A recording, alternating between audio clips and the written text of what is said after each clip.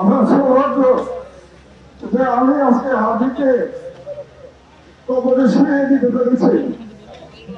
হাবি আমার মাকে আমার সাথে মিলে কবরে শুয়ে দিয়েছিল, আজকে আমি হাবিকে কবরে শুয়ে দিলাম।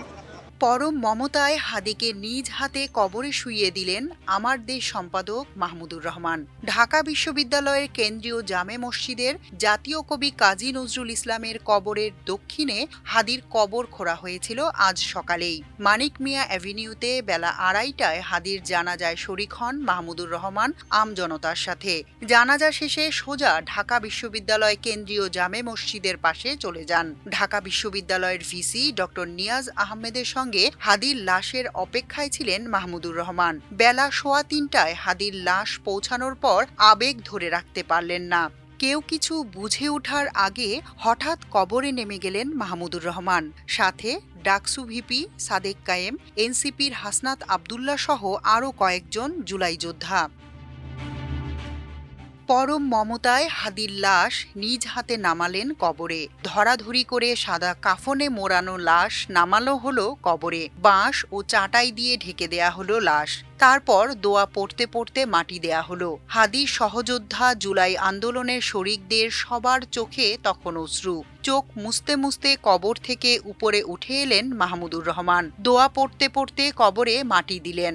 মুনাজাতের আগে সংক্ষিপ্ত বক্তব্যে মাহমুদুর রহমান হাদির প্রতি তার শেষ শ্রদ্ধা জানালেন। এক পর্যায়ে তিনি আবেগ আপ্লুত হয়ে বললেন, অল্প কিছুদিন আগে হাদি নিজ হাতে আমার মাকে কবরে নামিয়েছিল, আমিও ছিলাম তার সাথে।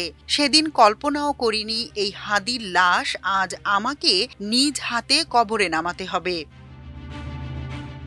12 ডিসেম্বর শুক্রবার গুলিবিদ্ধ হওয়ার পর বুধবার মাহমুদুর রহমান আমার দেশে বিপ্লবী হাদি আমার পরমাত্মীয় শিরোনামে মন্তব্য কলামে লিখেছিলেন, ফ্যাসিবাদী হাসিনা শাসনামলের শেষ দিকে তুরস্কে নির্বাসনে থাকার সময় ল্যাপটপের স্ক্রিনে জুম মিটিংয়ে প্রথম অগোছালো চুলের হাদিকে দেখেছিলাম। চমৎকার গুছিয়ে সেদিন কথা বলেছিল।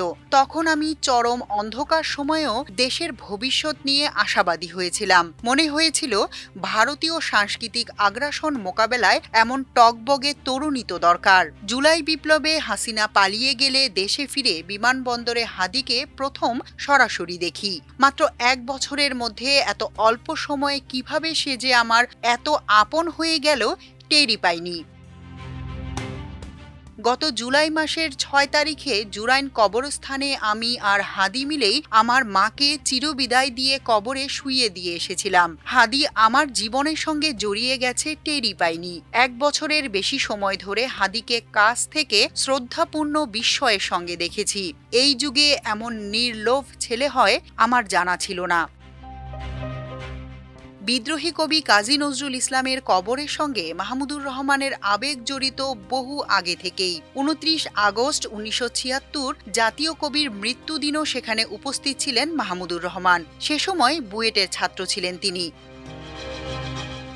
নিজের সন্তান হারালে মানুষ যেমন হতবিহ্বল হয়ে পড়ে, শরীফ ওসমান হাদির এভাবে চলে যাওয়া সম্পাদক মাহমুদুর রহমানকে যেন ততটাই শোকাচ্ছন্ন করে রেখেছে। মাল্টিমিডিয়া ডেস্ক, আমার দেশ। কাছে আল্লাহ পাঠাই দিলাম।